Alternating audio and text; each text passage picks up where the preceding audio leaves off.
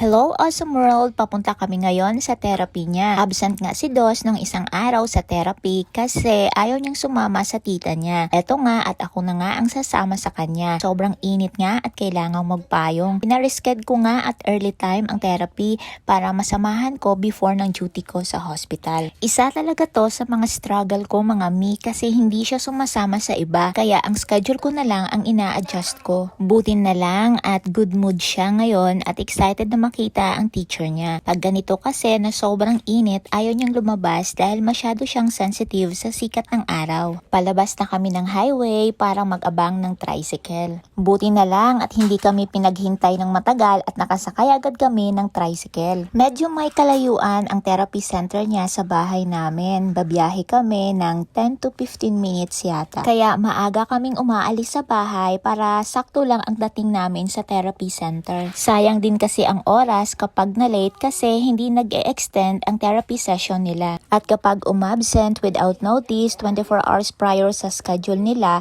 ay considered na paid na ang session na yon. Kaya nang hinayang talaga ako sa isang araw na hindi nakapasok si Dos. Andito na pala kami sa therapy center niya. Nakipagtsikahan nga lang ako ng kaunti sa teacher niya at sinabi yung reasons bakit hindi siya nakapasok nung isang araw. Bye-bye.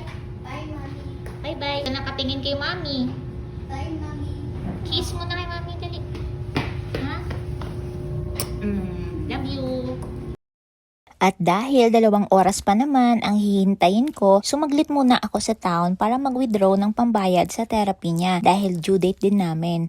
Walang mahabang pila kaya mabilis lang ang transaksyon.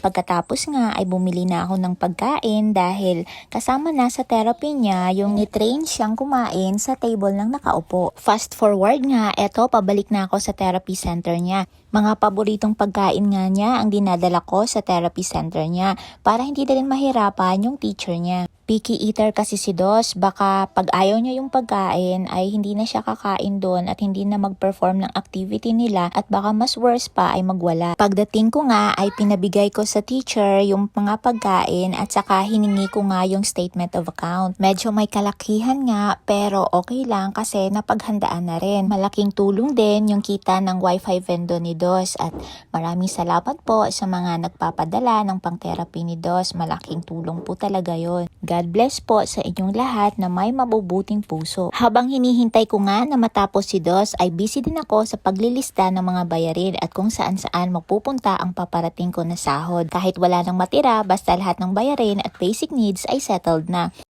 Ginutom yata ako bigla nung napagtanto ko na wala nang matitira sa sahod ko kaya kain muna tayo mga mi. Sa sobrang mahal nga ng mga bilihin ngayon, dapat maging wais at magaling sa pagbabudget. Naka-priority ang bawat gastusin para hindi manghagilap. Sinundo ko na nga si Dos at nagbigay nga ng feedback ang teacher niya sa mga nangyari sa buong session nila.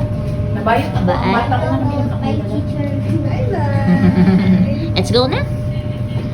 Maganda nga ang feedback ng teacher niya, walang tantrums at nagawa lahat ang activity. Eto nga, biyahe na naman ulit, pauwi ng bahay. Medyo nagmamadali na nga ako kasi papasok pa ako sa trabaho ko. Ganito lagi ang routine ko kapag sabay ang therapy niya sa schedule ng duty ko. Kaya pagdating sa bahay ay nagbihis agad ako para makapunta ka agad sa work.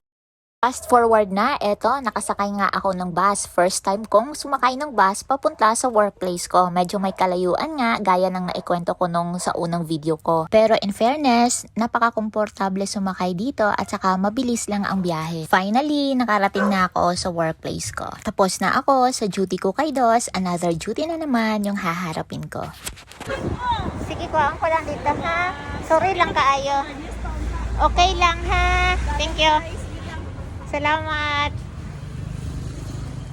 At dahil hindi kayo pwede sa loob, so hanggang dito na lang. Maraming salamat sa panonood. Thank you!